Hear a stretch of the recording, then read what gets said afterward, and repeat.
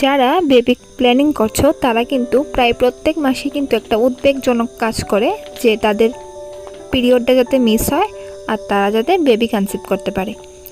Period miss করার আগেই কিন্তু 80% মহিলার অনেক ধরনের সমস্যায় ভোগে।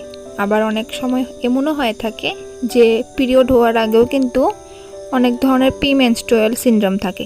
যাই হোক, আজকে আমি প্রিমেনস্ট্রুয়াল নিয়ে কোনো কথা বলবো না। আজকে বলবো যে পিরিয়ড মিস হবার আগেই তুমি জানতে পারবে যে তুমি গর্ভবতী কিনা। তো ভিডিওটি সম্পূর্ণ দেখার অনুরোধ রইল। আর তোমরা যারা চ্যানেলে নতুন আছো তোমাদের বলবো প্লিজ সাবস্ক্রাইব করে পাশেই থেকো। তো চলো আজকের এই ভিডিওটা শুরু করা যাক।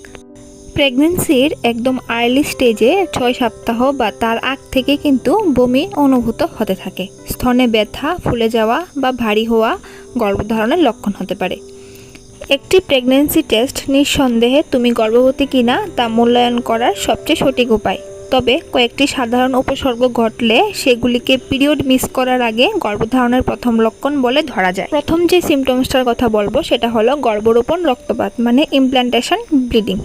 মাসিকের খিঁচুনি, হালকা রক্তপাত এবং দাগ লাগা, যা গর্ভরোপণের রক্তপাত নামে সাধারণত অভিহিত হয়, তা গর্ভাবস্থার কিছু প্রাথমিক ও স্পষ্ট লক্ষণ। নিষিক্ত ডিম্বাণু নিজেকে জরায়ুর দেয়ালে সংযুক্ত করে, যার ফলে গর্ভরোপণ হয়। যদি তোমার মাসিক চক্র নিয়মিত হয়ে থাকে তবে গর্ভরোপণ রক্তপাতের লক্ষণগুলো পিরিয়ড মিস করার 1 সপ্তাহ বা ওই রকম সময়েই ঘটে থাকে। এটি কয়েক ঘন্টা এমনকি কয়েক দিনের জন্য স্থায়ী হতে পারে। এটি অন্তর্বাসে বা যৌনিধার মোছার সময় কাপড়ের রক্তের কয়েকটি ফোঁটা হিসাবে দেখা যেতে পারে। তবে অত্যাধিক রক্তপাতের লক্ষণগুলির দিকে নজর রাখবে, যা গর্ভপাত বা পিরিয়ড হতে পারে। সেকেন্ড যে সিমটমসটার কথা বলবো সেটা হলো ব্যথা বা যন্ত্রণা। হরমোনগুলি তোমার অভ্যন্তরে নতুন জীবনের জন্য স্থান তৈরির কাজ করে এবং এটি লিগামেন্টগুলিকে প্রভাবিত করে, যেগুলির প্রসারিত হওয়ার প্রয়োজন হয়। লিগামেন্ট এবং জয়েন্টগুলি প্রসারিত করার ফলে মেরুদণ্ড এলাকায় ব্যথা হতে পারে। এটি তোমার পিরিয়ড মিস হওয়ার আগে হয়ে থাকে। তৃতীয় যে সিমটমসটার কথা বলবো সেটা হলো মুখের মধ্যে একটি অদ্ভুত স্বাদ। হরমোন অদ্ভুত খেলা খেলতে পারে এবং তুমি তোমার মুখের মধ্যে একটি অদ্ভুত বাজে স্বাদ অনুভব করতে পারো। তুমি কোনো বিষাদ ধাতু খেয়ে ফেলেছো বলে তোমার মনে হতে পারে। এই ধাতব স্বাদটি একটি প্রাথমিক চিহ্ন হতে পারে যা তোমাকে জানায় যে তুমি মাতৃত্বের পথে যাত্রা শুরু করছো। অত্যাধিক তৃষ্ণা বোধ করা। যদি দেখো তুমি অতিরিক্ত জল খাচ্ছ তাহলে বিস্মিত হবে না।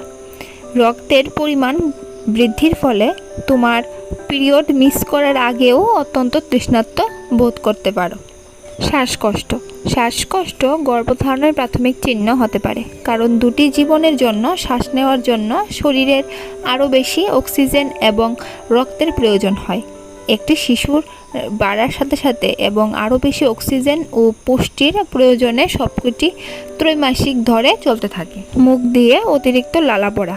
যদিও এটি একটি সাধারণ উপসর্গ নয়, কিন্তু কিছু মহিলা পিরিয়ড মিস করার আগে অতিরিক্ত লালা উৎপাদন করে।